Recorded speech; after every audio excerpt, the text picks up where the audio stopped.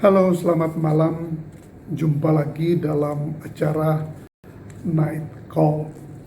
Mari kita berdoa untuk pembacaan firman Tuhan. Kita berdoa. Terima kasih Tuhan boleh menuntun kami sepanjang pagi hingga malam. Dan kami boleh berada pada malam ini dengan baik. Kami ingin dasari malam yang penuh misteri ini dalam istirahat dengan firman yang kami akan baca dan renungkan. Karena itu kuasai kami dengan Roh Kristus agar firman ini memaknai kehidupan kami. Di dalam nama Tuhan Yesus Kristus kami memohon. Amin. Saudara-saudara, bacaan Sabda Bina Umat pada malam hari ini dalam 1 Korintus 13 pada ayatnya yang ke-8 sampai ayatnya yang ke-13. Demikian dikatakan, kasih tidak berkesudahan, nubuat akan berakhir, bahasa roh akan berhenti, pengetahuan akan lenyap. Sebab pengetahuan kita tidak lengkap dan nubuat kita tidak sempurna. Tetapi jika yang sempurna tiba, maka yang tidak sempurna itu akan lenyap. Ketika aku kanak-kanak, aku berkata-kata seperti kanak-kanak. Aku merasa seperti kanak-kanak, dan aku berpikir seperti kanak-kanak. Sekarang sesudah aku menjadi dewasa, aku meninggalkan sifat kanak-kanak itu. Karena sekarang kita melihat dalam cermin suatu gambaran yang samar-samar. Tetapi nanti kita akan melihat muka dengan muka. Sekarang aku hanya mengenal dengan tidak sempurna. Tetapi nanti aku akan mengenal dengan sempurna. Seperti aku sendiri dikenal. Janganlah tinggal ketiga hal ini. Yaitu iman, pengharapan, dan kasih. Dan yang paling besar di antaranya ialah kasih. Saudara-saudara, ada ungkapan tak ada yang abadi dalam dunia ini. Dan kalau kita pikirkan, ungkapan itu benar. Betapa tidak, usia ada ujungnya. Usia ada akhirnya. Demikian juga harta benda atau kekayaan yang kita alami, kita rasakan, itu semua akan berakhir ketika hidup kita di dunia ini selesai. Dan betul kata pembacaan kita bersama, hanya kasih yang tidak berakhir. Dan dalam ayatnya yang ke-13, iman, pengharapan, dan kasih. Dan yang paling besar di antaranya ialah kasih. Soalnya saudara-saudara adalah bagaimana kita menerapkan akan kasih itu.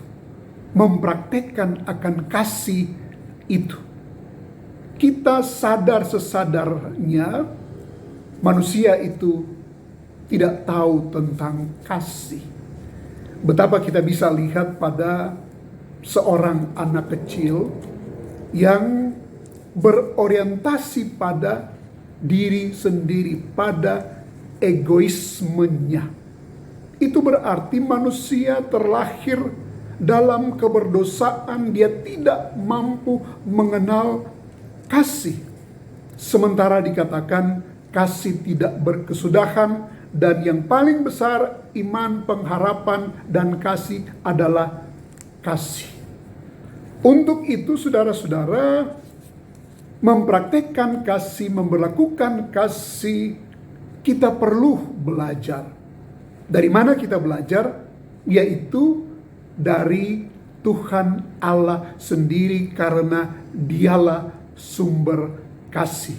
Allah itu kasih adanya.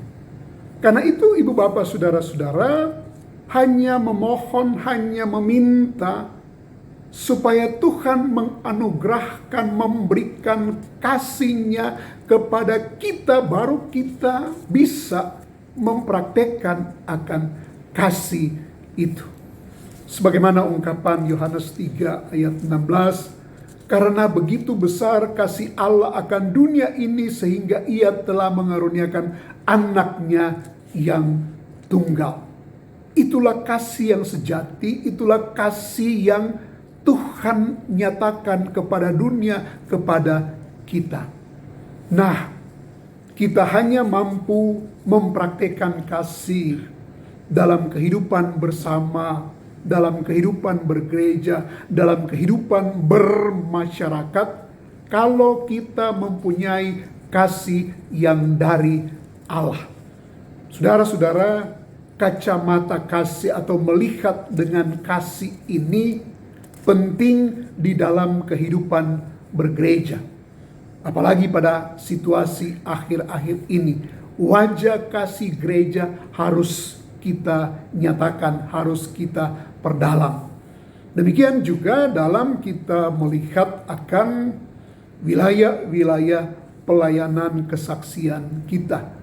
Bukan kita melihat kita lebih, jemaat di pedalaman itu kurang, kita hebat, jemaat di pedalaman itu lemah. Tetapi mari kita melihat dalam wujud kasih. Kalau ada kemampuan, kalau ada berkat, maka panggilan sebagai gereja justru kita perlu praktekkan guna pelayanan kesaksian dalam jemaat-jemaat yang ada di pedalaman-pedalaman. Karena itu ibu bapak saudara-saudara, mari kita memohonkan supaya Tuhan menganugerahkan kasih itu kepada kita, supaya kita boleh menjadi orang-orang yang mengasihi Tuhan, mengasihi sesama, mengasihi dunia ini. Tuhan memberkati. Mari kita berdoa. Kami tidak mengerti, kami tidak tahu tentang kasih. Karena itu ya Bapa, kami mau belajar. Kami mau bermohon supaya Allah di dalam dan melalui Tuhan Yesus Kristus menganugerahkan kasih itu kepada kami. Hanya kasih Allah kepada kami bisa mempraktikkan kasih itu kepada sesama, kepada gereja, kepada masyarakat, ya Tuhan. Bapa, dalam nama Tuhan Yesus Kristus kami berdoa untuk bangsa-bangsa di dunia yang berjuang melawan COVID. Berikan kemampuan bagi ahli-ahli agar boleh dapat menemukan akan antivirus ini, ya Tuhan. Demikian juga dengan negara bangsa kami, ya Bapa. GPIB-Mu ya Tuhan, melalui Satgas yang berjuang, bergerak melawan COVID-19 ini. Kami doakan di segala lini, dari tingkat sinodal sampai ke jemaat-jemaat, bahkan di pelosok-pelosok pedalaman, ya Tuhan. Bapa, dalam nama Tuhan Yesus Kristus, sebentar lagi kami akan menghadapi bulan Polkes. Perhatian diarahkan kepada Polkes-Polkes yang ada dalam GPIB, ya Tuhan. Karena itu kami mendoakan pendeta-pendeta muda yang ditempatkan di Polkes-Polkes, ya Tuhan. Berikan kemampuan, berikan semangat, dan Tuhan memberkati hidup mereka, keluarga mereka, ya Tuhan. Bersama dengan diaken penatua yang ada di Polkes, ya Tuhan. Ataupun tenaga-tenaga yang lain yang mengembangkan akan pos pelayanan ini, ya Tuhan. Kami berdoa untuk warga jemaat, ya Tuhan. Biarlah kasih boleh menjadi bagian mereka, sehingga mereka boleh mempraktekkan kasih itu dalam kehidupan nyata. Terima kasih ya Tuhan dan Allah kami. Inilah doa kami persembahkan di dalam dan melalui anak-Mu Tuhan Yesus Kristus, Tuhan dan Juru Selamat kami. Amin. Terima kasih, Tuhan Yesus memberkati selalu. Salam.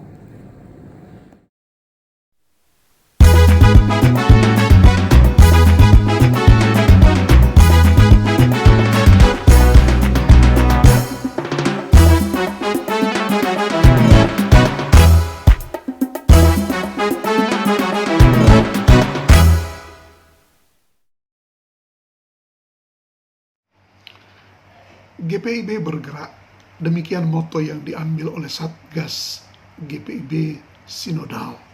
Kami sudah berbuat banyak menanggulangi dampak COVID-19, namun masih banyak juga yang membutuhkan. Karena itu kami menghimbau warga jemaat ataupun simpatisan untuk boleh berpartisipasi dalam penanggulangan dampak COVID-19 ini. Dengan segala sukacita partisipasi saudara-saudara kami sambut. Terima kasih, Tuhan memberkati.